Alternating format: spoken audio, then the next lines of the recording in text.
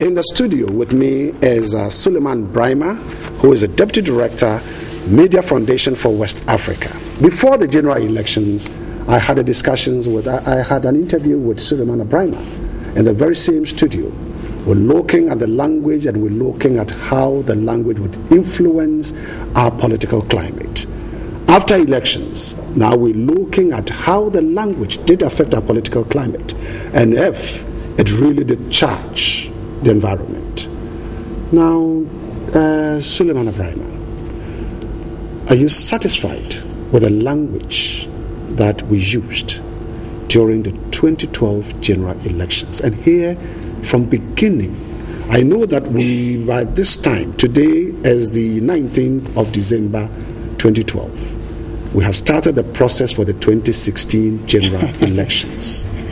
And so when I say from beginning to the end, if we are looking at 2016, we are looking at 2016 from today to the day that we do the voting, because I know they are saying election is not an event, it's a process. So we're looking at 2012 general elections. Were you satisfied with the process, the language used for the process, 2012? Well, Gabi, thank you very much. I think that for the first time in our electoral processes, there was that strategic focus of saying, look, we want to look at how language is being used, especially on our political campaign platforms by politicians and also in the media. Because when a politician meets, as we sit here, if we were not on camera and we were not on microphones, perhaps it would be, a dialogue that we are having and nobody hears that.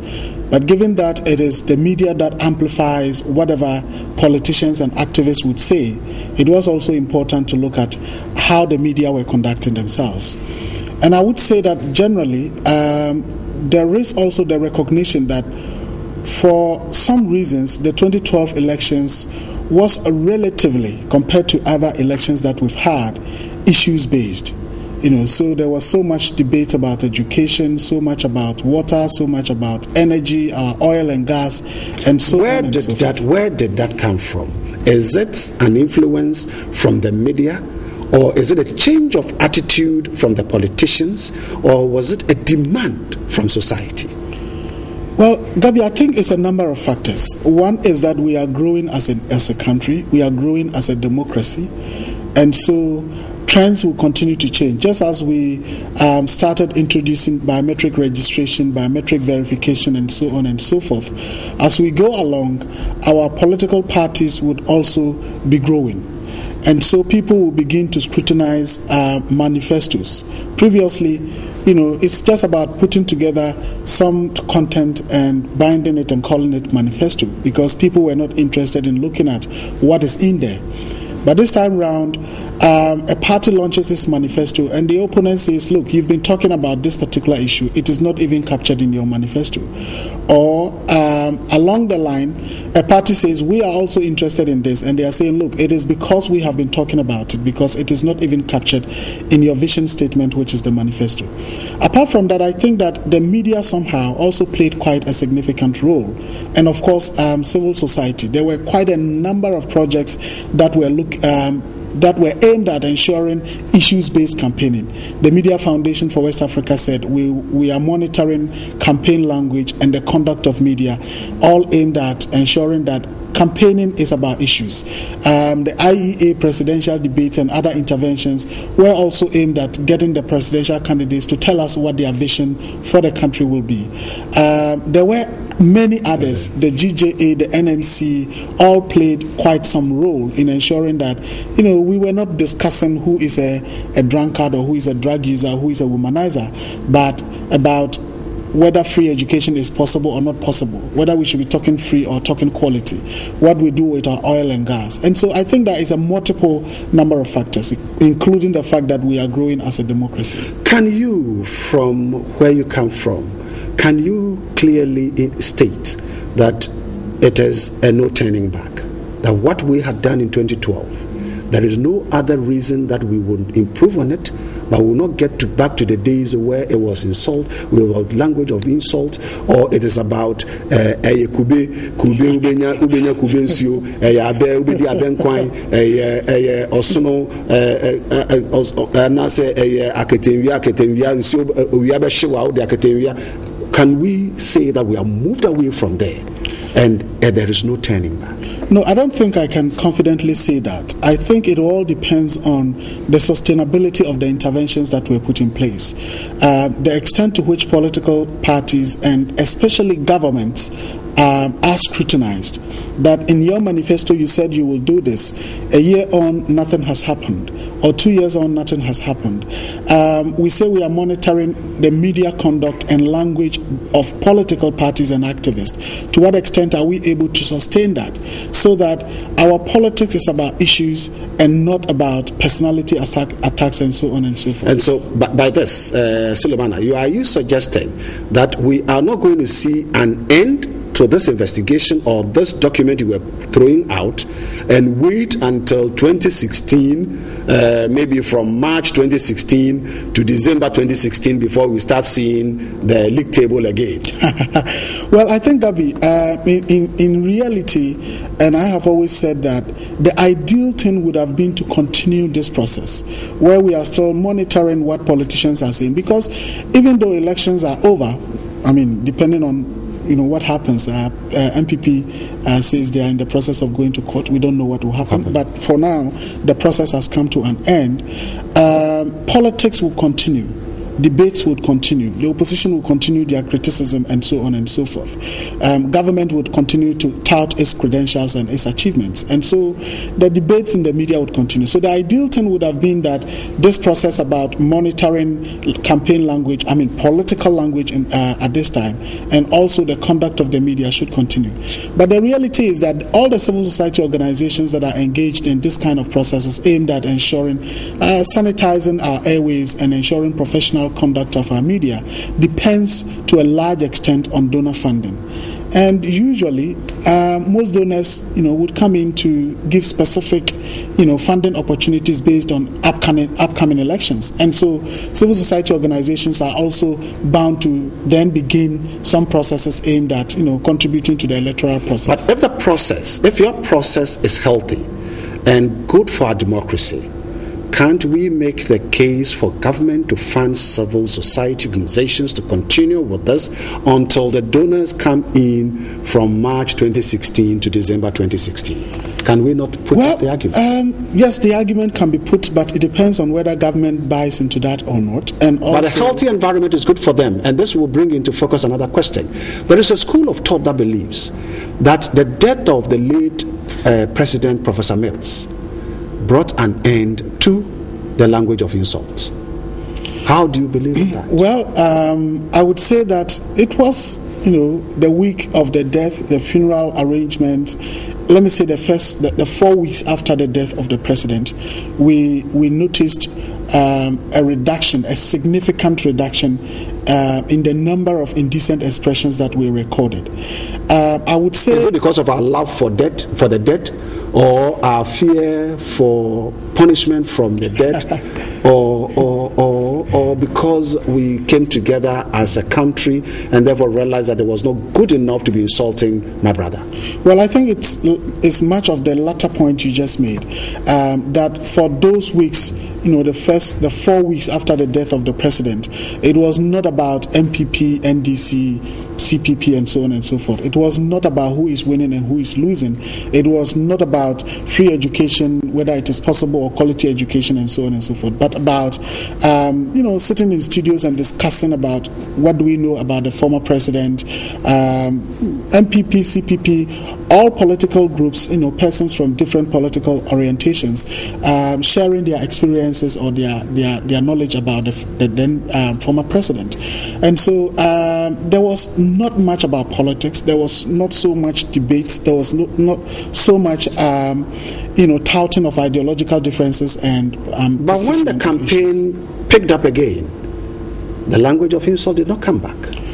Well, I would say that there was, a continuing trend, a continuous trend of reduction in the incidence of indecent language, and I believe to a large extent it was because politicians were realizing that.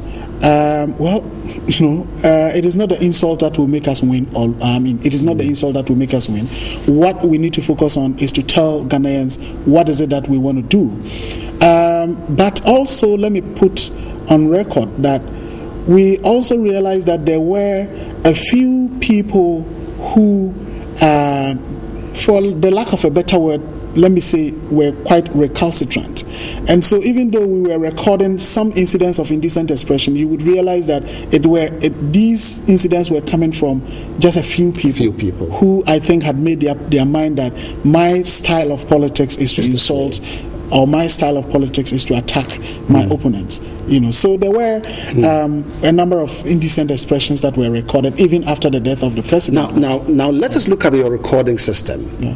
Is it, if you'd say recording indecent language, and then you're looking at politicians and you're looking at the media, is it the total media landscape or a select few of the media landscape? And then the total political landscape, that is when a constituency, a campaign in Krabuakota, did you send people there to monitor the language there, or you only went to the high profile, the climax of the situations and then recorded from there?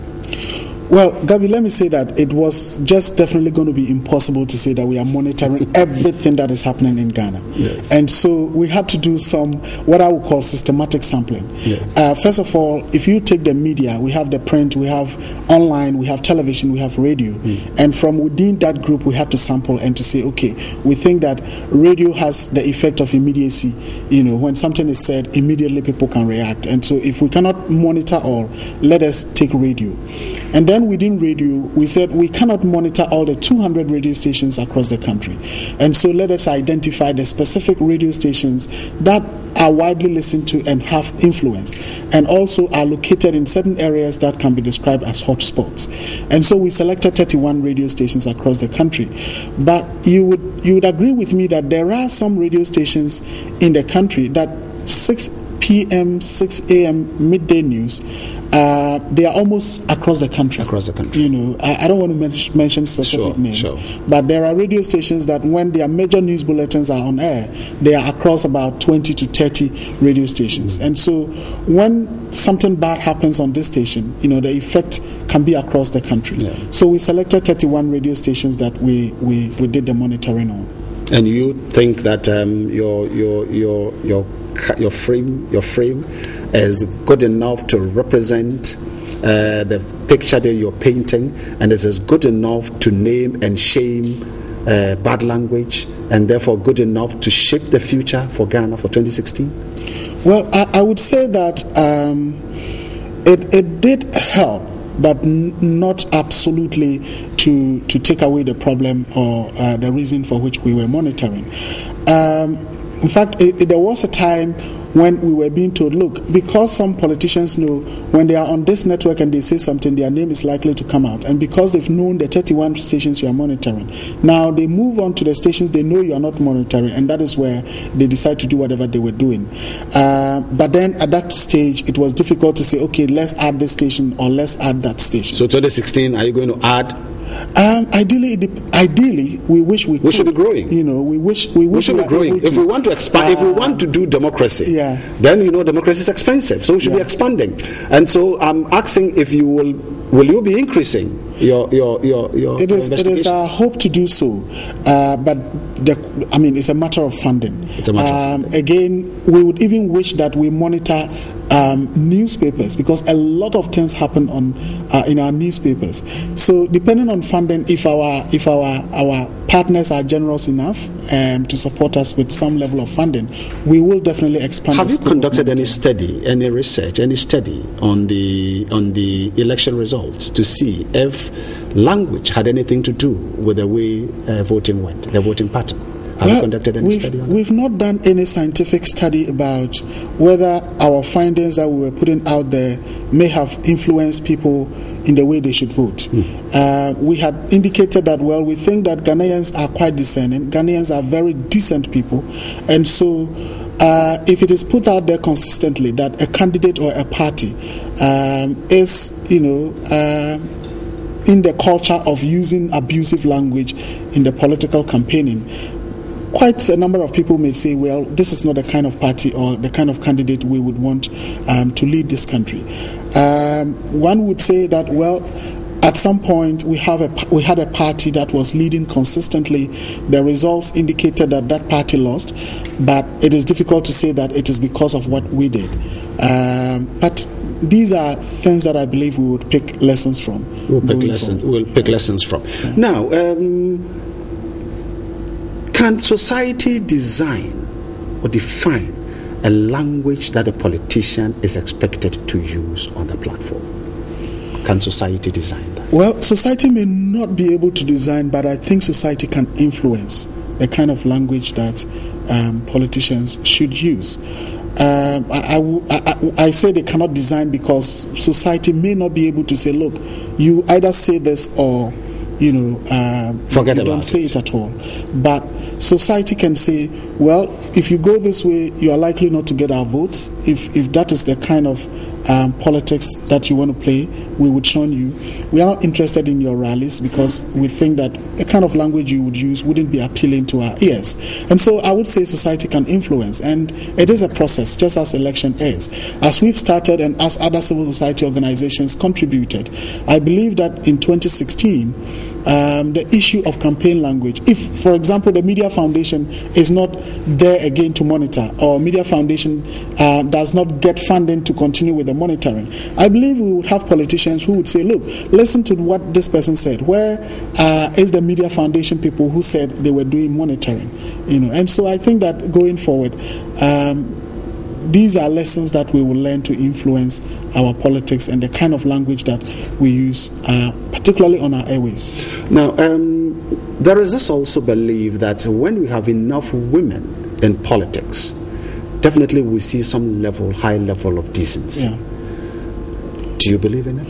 I think that to a large extent I will agree, even though it is not my agreement is not informed by any scientific study, but looking at it, perceptually, and also what is happening, and from the monitoring, you notice that about close to 90% of the indecent expressions that were recorded were made by men. And just some 8 or 7% by women. Even though we would always give the caveat that, well, it could also be because about 90% of panelists on our radio programs are men, and that could be it. But we have serial callers who are women. We have women calling in there. In Parliament, the numbers may be quite few, but and the number of occasions when you would have heard quite an explosive statement coming from Parliament, usually it will be from our men. And so I think that indeed if we were to have a number of, almost an equal number of men, women in our political enterprise, I am quite sure that our language will be quite sanitized. Language will be quite sanitized. Yeah. Now we're looking at 2016. The next general election is 2016. How active, vibrant, chaotic, or interesting will it be? Well, I think it's going to be quite interesting. We are going to see signs of growth, and this will be reflected in the quality of debates, in the quality of criticisms of government programs, in the quality of how government would want to present to Ghanaians what it is doing.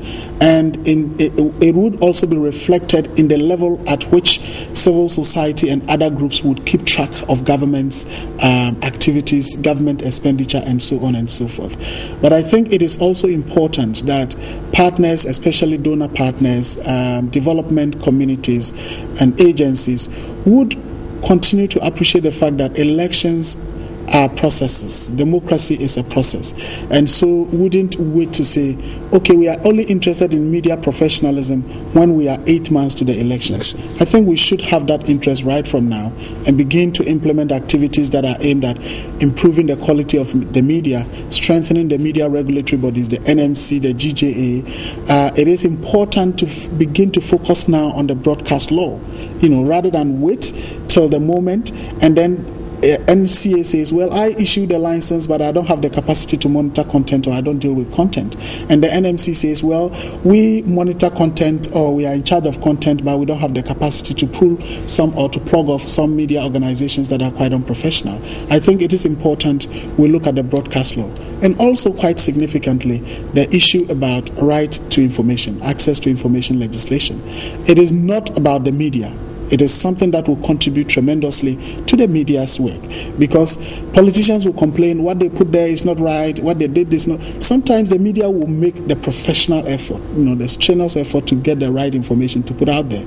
But because there is no law that guarantees access to information, it constrains the level of information that the media would have. And also, if citizens are empowered through access to information, I believe that 2016 we would have ordinary citizens on the streets contributing meaningfully to the discourse of our campaigning, to the debates and the issues that will be raised.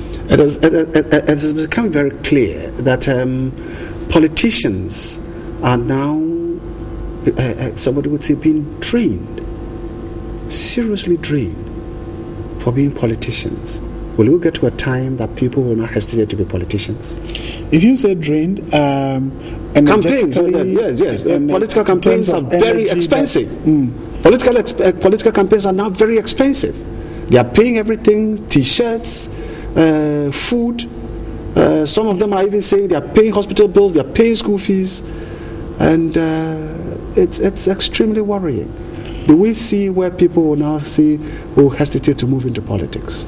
Well, I doubt, because I think generally that is the nature of politics. In the U.S. recent elections, the Obama campaign, the Romney campaign, were making all manner of appeals, using all strategies to raise funding, because they appreciate that politics is an expensive venture. There were times when the Obama team would say, look, they beat us to it. They raised $140 million. We could raise $120. This next month, let us make sure we do, because that is what they are using for all the dirty arts against us, for all the, the billboards, the posters, and so on and so forth. I think what needs to happen in Ghana is for us to begin to really track where the politicians are getting the money that they are spending on the billboards, on the advertising. Who owns the political parties in Ghana? Is it the people or the leadership of the political parties? I think civil society must begin to track and must begin to push that. We want to know the source of When are you going to start with that? Well, the Media Foundation may not be the organization to lead this process, but we would definitely support any effort by any of the mainstream governance think tanks. Media Foundation, now our focus is on freedom of expression, media development, even though yet at some point we could be interested in that. But empowering the media to be able to track is also quite essential. That's right. So you're thinking that there will come a time in Ghana where the political parties will be owned by the people, not owned by the few people at the top, and therefore funding and shaping and designing the political structures for this country. Yeah, I think the political parties themselves will say, well, they are owned by their supporters. The party is owned by its supporters, and these are the people who vote for them. But I think that in terms of fundraising, people would contribute if they have the conviction that Gabi's party or Gabi as president will lead this country to a place that I would want to see this country to be in. But so long as we continue with the kind of politics we have today, where people believe or people have the feeling, well, they are going in there to make their money. There is no transparency in the awards of contracts. We don't know where they are getting their money from. And opposition parties that were recently in government would say, we are broke. because we are not in government. How come when you are in government you have the resources, and when you are not in government you have the resources? You don't have the resources. So I believe that when the NDC in power now, we all know how they were able to prosecute this campaign within 3-4 months. Perhaps it is because they had the resources. The NPP was saying we are broke, even though they also tried to challenge. I am quite sure if the NDC were to be in opposition in 2016 or 2020, they would say, well, the money is... Well, it's great having you.